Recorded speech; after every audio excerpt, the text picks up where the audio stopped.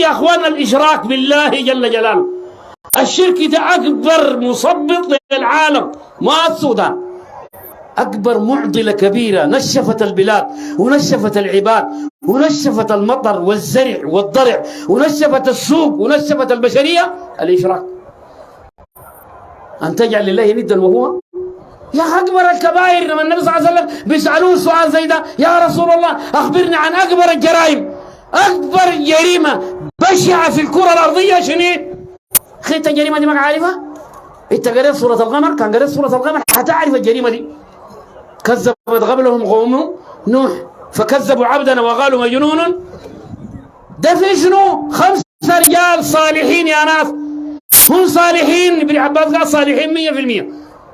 عبدوا الرجال ديل من دون الله من آدم عليه السلام لنبينا نوح 1000 سنة. ما كان في شرك ولا كان في دلقان ولا كان في راية فلان ولا كان في قبة فلان ولا مسجد فلان ولا غيره.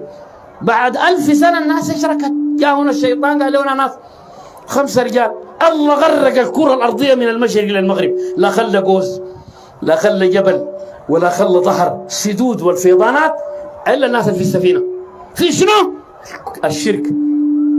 قالوا لا تذرن آلهتكم. آلهة هسه على الآلهة اللي عندنا كم؟ أبحرات وين الصدق أبحرات؟ هاي وذاك